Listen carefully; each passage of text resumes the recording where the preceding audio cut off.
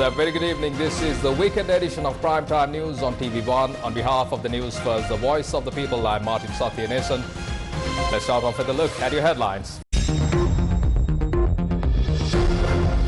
5 ancient gold caskets and 3 crystal caskets stolen from the Kotavehira Raja Mahaviharaya.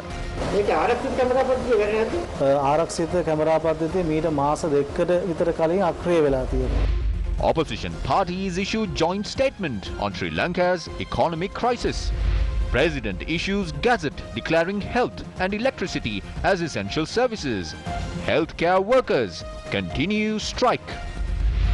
Challenges are irrelevant when fulfilling the promises for the people, a statement by the President.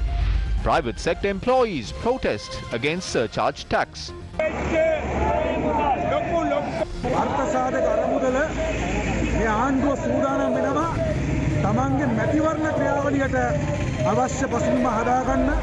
IPL auction begins. Wanidu Hasaranga bought for $1.4 million.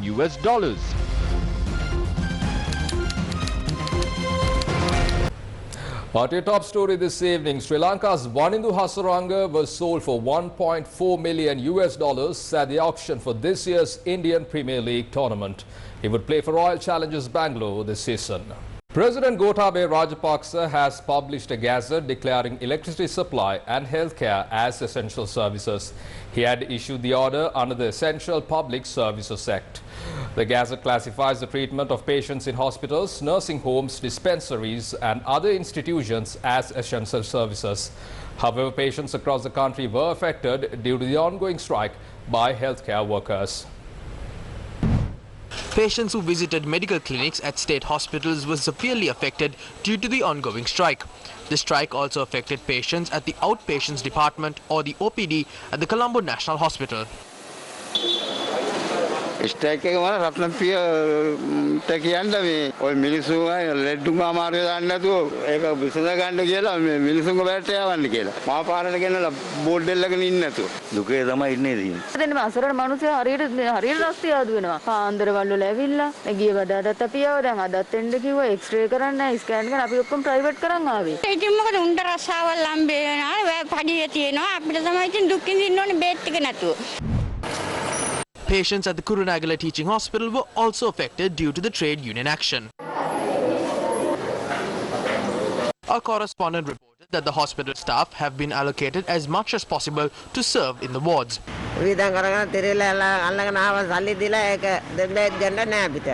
සල්ලි කොයිද තියෙන්නේ අපිට කුලි වැඩ කරන කට්ටියනේ මෙහුන් කපන්න ආවේ දවස් ගාණක් වෙනවා මෙහුන් දාලා හරි කරදරයක් තමයි වෙලා තියෙන්නේ අප්පා මොකුත් නෑ මේ දැන් බේත් දුන්නේ නෑ ස්ට්‍රයික් කඩෙන් ගන්න තමයි වෙලා තියෙන්නේ. The situation was no different in several state hospitals, including the Anuradhapura and Karapiti teaching hospitals.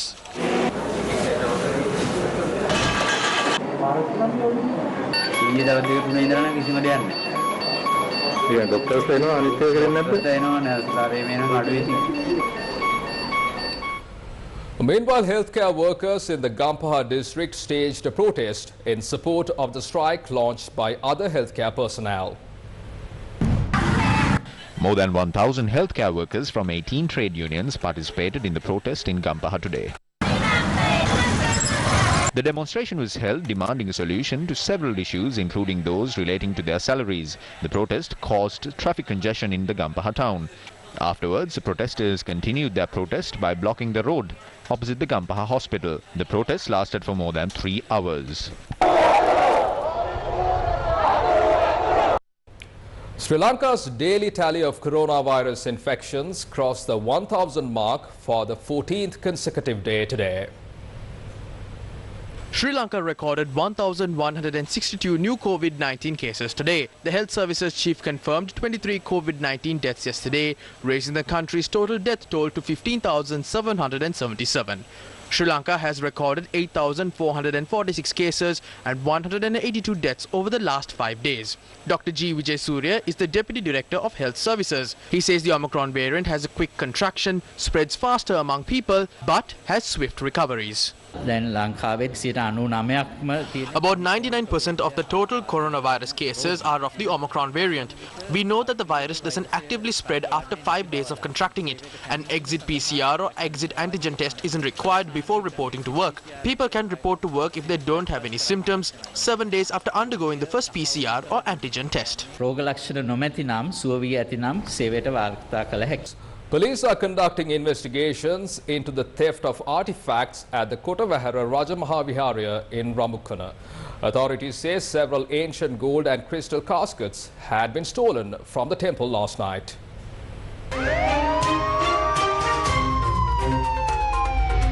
Crime Watch. 5 ancient gold caskets and 3 crystal caskets had been stolen from the Kotavahara Rajamahavihara in Ramukkana last night. The thieves had stolen the artifacts after breaking a safe in which they had been stored.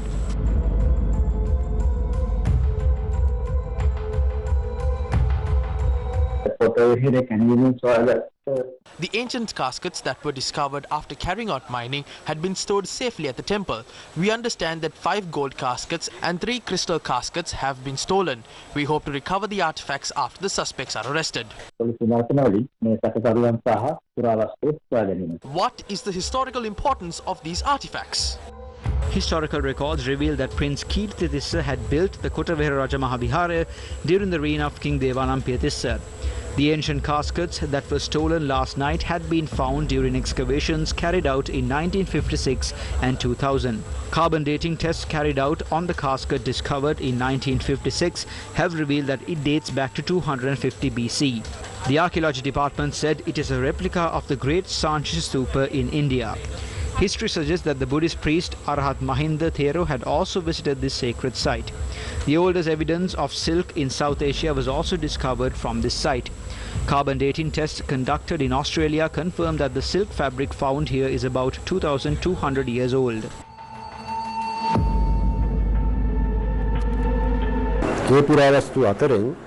Except for the casket that had the silk fabric and the relics, the thieves had stolen all the other gold caskets.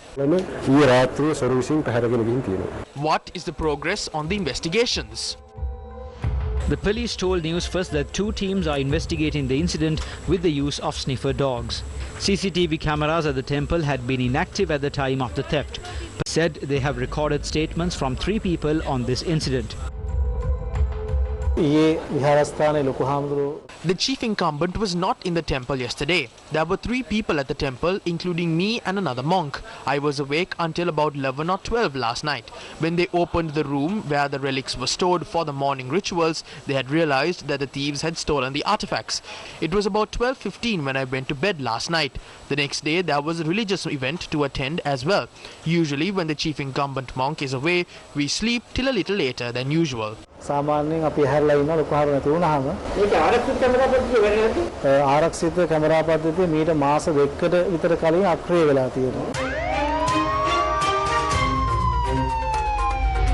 Crime Watch. 28th of September 2016. Historic Makaratorana stolen from the Pusulpitiya Rajamahavihara. 31st of August 2021. The ancient Kudasitulpawwa Dagaba within the Yala National Reserve mined by treasure hunters. 6th of December 2021.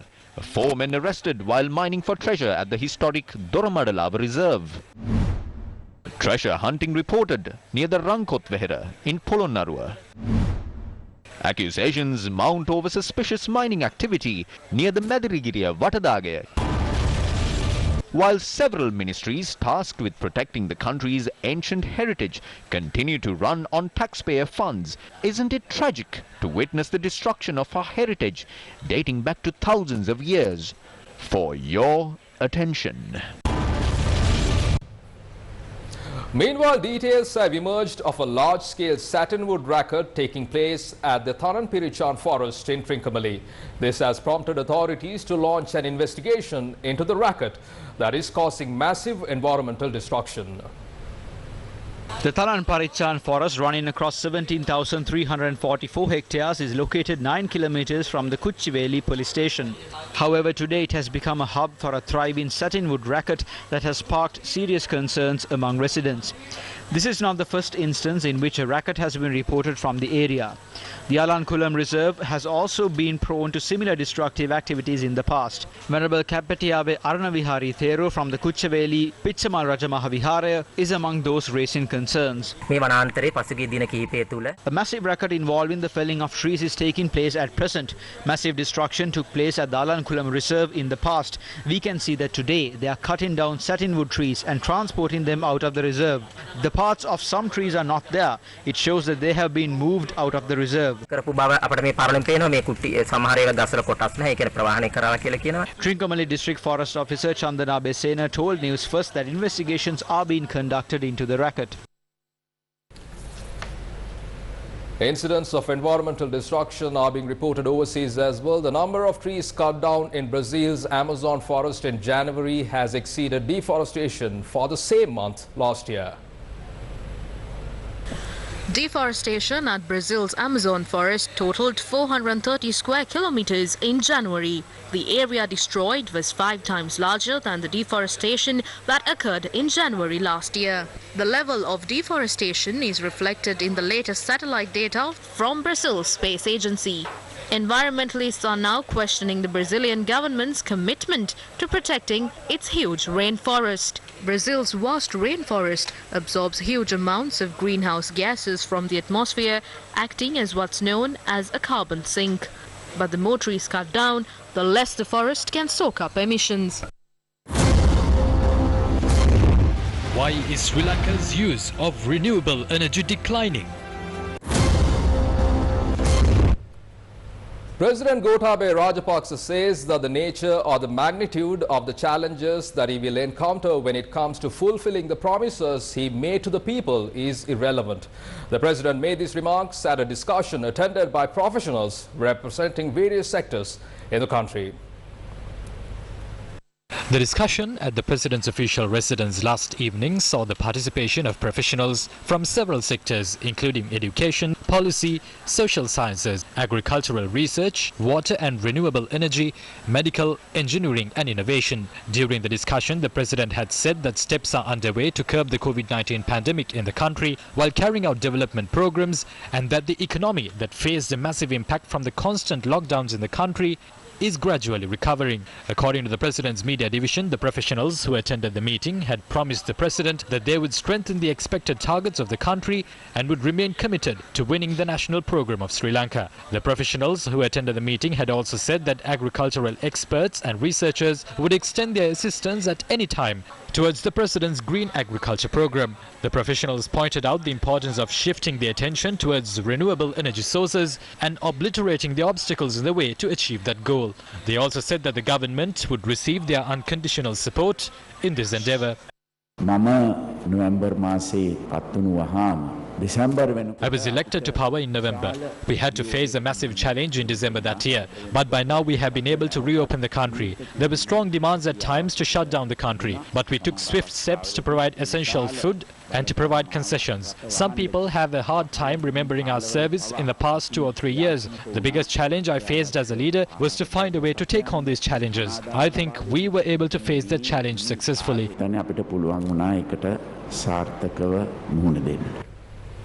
Several political parties have issued a joint statement urging the government to provide a solution to the economic crisis. These parties are insisting that the government must take steps to restructure its debt. Several political parties have issued a joint statement identifying 4 main economic challenges faced by Sri Lanka. They say Sri Lanka has lost an opportunity to obtain loans from the international market by issuing international sovereign bonds from April 2020. Sri Lanka's foreign reserves are insufficient to at least pay for the import bill. Sri Lanka has paid its highest interest on debts in 2020 as it paid 70% of its revenue on interest that year, and that Sri Lanka's debt to GDP ratio has risen to 120% from 95% in the last 2 years.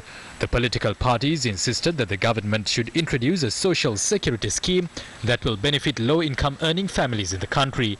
The statement stresses that the government should hold talks with lenders and restructure its debt to delay payments. It added that everyone must join hands to uplift the country during these difficult times. The signatories to the letter include opposition leader Sajith Premadasa, former Speaker Karujaya Surya, who is the chairman of the National Movement for Social Justice, former opposition leader R. Sambandhan, Professor Tissa Vitharna of the Lanka Samasamaja Party, Tamil Progressive Alliance leader Mano Ganeshan, Sri Lanka Muslim Congress leader Rauf Hakim, All Ceylon Makal Congress leader Rishad Badidin, Samagi Janabala Wege MPs Kabir Hashim, Harshad Silva and Iran Vikramaratne, and Tamil National Alliance MPs M.A. Sumandaran and Shana Kianrasamanik. The central bank says Sri Lanka's imports had risen by 28.5% last year compared to 2020. The increase in imports comes despite several restrictions on imports to the country. In a report, the central bank said Sri Lanka's trade deficit had widened to $8.1 billion last year, compared to $6 billion in 2020. It said this was mainly due to an excessive surge in imports, although Sri Lanka generated more than $1 billion through exports for the 7th consecutive month. Sri Lanka's import bill for 2021 had stood at $20.6 billion, while generating only $12.5 billion through exports. According to the report, earnings from tourism in 2021 had dropped by 61.7% compared to 2020. Workers' remittances received last year were also 22.7% lower than 2020. Sri Lanka's workers' remittances in 2021 has dropped by 22.7% compared to 2020. Local was a drop of $1.6 billion during this period. However, other countries in South Asia such as Bangladesh, Maldives and Pakistan had seen a growth in workers' remittances last year. Verite research said the discrepancy in the formal and informal exchange rate, as the CBSL had pegged the exchange rate, is likely to have caused the drop in Sri Lanka. Economic experts like Deshal Dimel believe the mismanagement of exchange rates have caused the trade deficit to widen furthermore. Around 80% of Sri Lanka's imports are either intermediate goods imports or capital goods imports, and these are required in the production process of the economy. So import restrictions are not really feasible without hurting the regular functioning of the economy. Only around 20% of Sri Lanka's imports are imports of consumer goods, and within these there are also essential imports including certain food items, pharmaceutical items and so on, which can't really be restricted without causing significant pain to the economy. So import restrictions really have limited efficacy in terms of reducing the trade deficit in Sri Lanka's economic context. The shortages of certain imports that we are seeing in today's context is more due to the limited availability of foreign exchange than to any mandated import restrictions per se. The second reason is the fact that in 2020 imports were down to around $16 billion due to the fact that the economy was in contraction that year. The misalignment of the exchange rate in the second half of the year has also hindered the stabilization of the trade deficit to some extent. The third and final reason is that global commodity prices have also increased quite significantly in 2021, particularly fuel and several food commodities, all of which have contributed to higher import costs in 2021 compared to 2020, further widening the trade deficit. In a usual year, fuel would account for around 20% of Sri Lanka's imports, and 2021 we saw a similar figure. The National Trade Protection Council has said that the central bank must be blamed for the current economic crisis. This was during a media briefing in Anuradhapura yesterday. The central bank should be accountable for the economic crisis. Cabral told us that 15 billion has been allocated for small and medium scale enterprises. Even after granting a moratorium on debt repayments, entrepreneurs are trapped in a debt crisis. Instead of speaking from his air-conditioned room, we challenge Cabral to meet the entrepreneurs. Otherwise, the entrepreneurs of Anuradhapura will meet him at his house.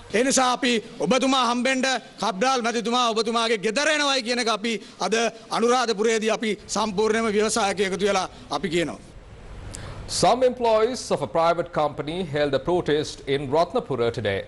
They are opposing the surcharge tax that is to be imposed on the business profits Employees of a private company in Ratnapura staged a protest today against a 25% surcharge tax that is to be imposed on profits of companies and Employees Provident Fund. The Employees Provident Fund, known as the EPF, is Sri Lanka's largest social security scheme that benefits through the hard-earned money of the labour force in the country.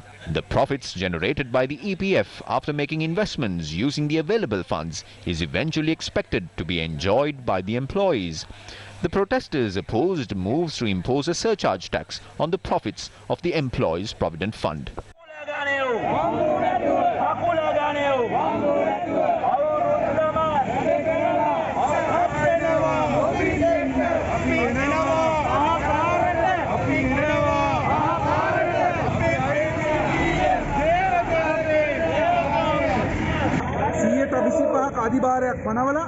By imposing the 25% surcharge tax, the government is trying to loot nearly 65 billion rupees from the EPF to fund their projects. Private sector employees won't allow this. The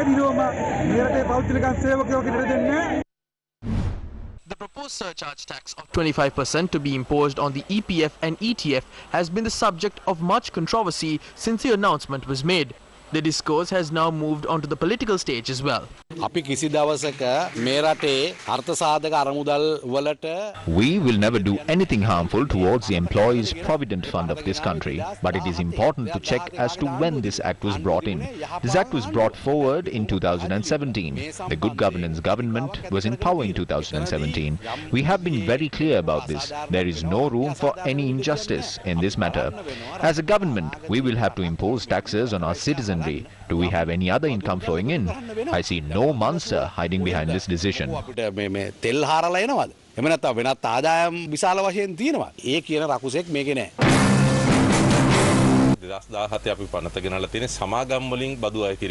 The act we introduced in 2017 was an act to impose taxes on companies.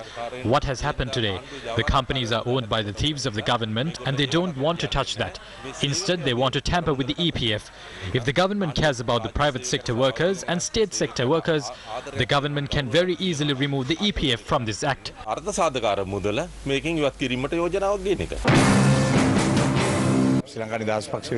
On behalf of the Sri Lanka Freedom Party, we have some sort of objection against this move. We are hoping to hold discussions with Maithripala Sirisena as well.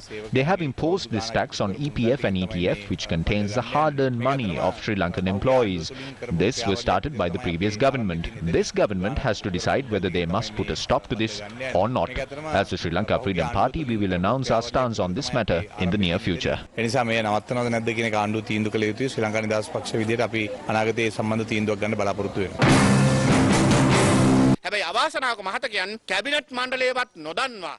trying to loot money from the EPF and ETF even without the knowledge of the cabinet and the ministers? The government printed money without an end and now they don't have any other option. Now they are trying to get the money from these funds. There is about 70 billion in these funds. This is an attempt to loot this money and use it in their political agendas.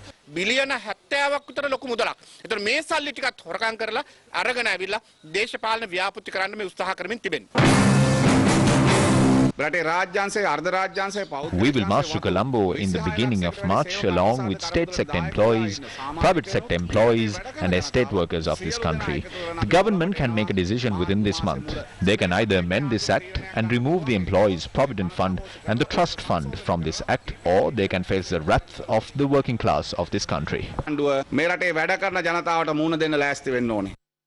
Sri Lanka is expecting a $1 billion line of credit from India to purchase essential items. India has already granted Sri Lanka a $500 million credit line for fuel purchases and a $400 million currency swap. It has also deferred a payment of $515.2 million owed by Sri Lanka to the Asian Clearing Union by 2 months. Against such a backdrop, Sri Lanka's High Commissioner to India, Milinda Moragoda, met with India's finance minister yesterday.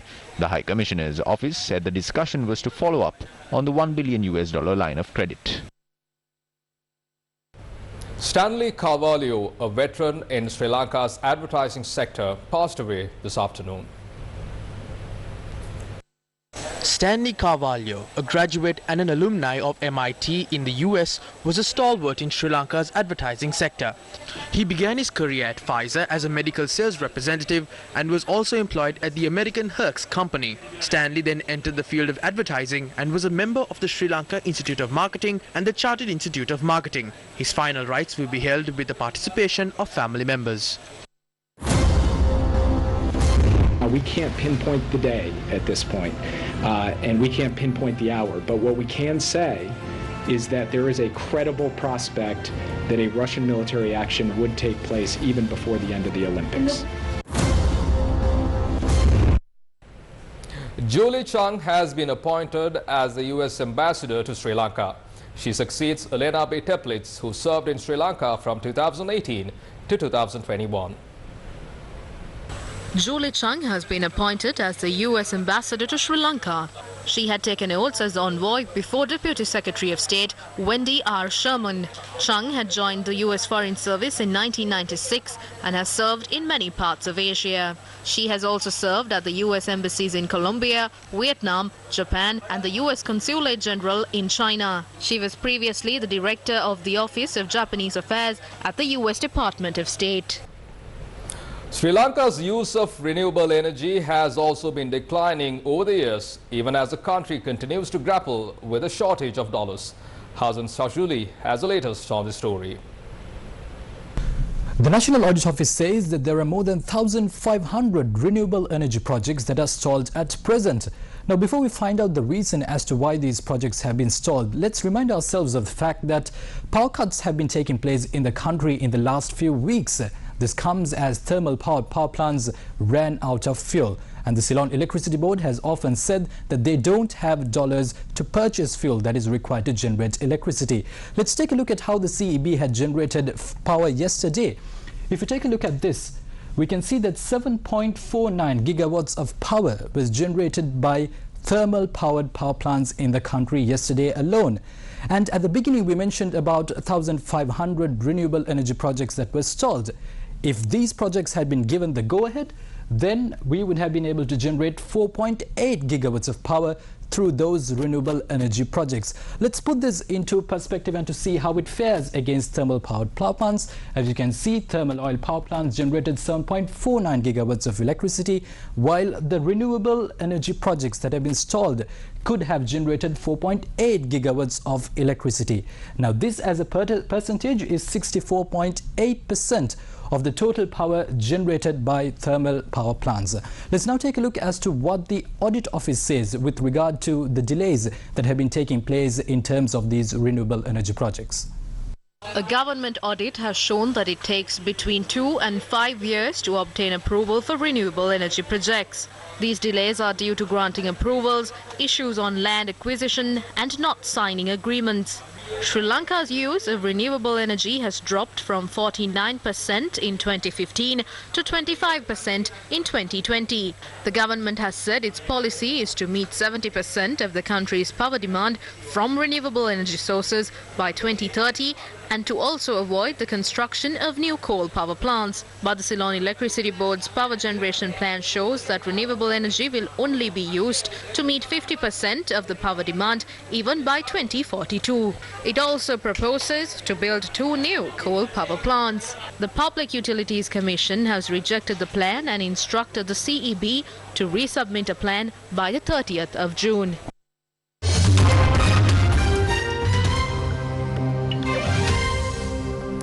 Shifting your attention to international news, several countries have begun urging their citizens to leave Ukraine as the US has warned of a possible Russian invasion anytime soon. From that, we bring to a close this edition of Primetime News on TV1. For details of these stories and much more, simply log on to our website www.newsfirst.lk. For the Newsfirst, the voice of the people, I'm Martin Satyanesan, along with our sign language interpreter Taraka Gabriel. You take care and good night.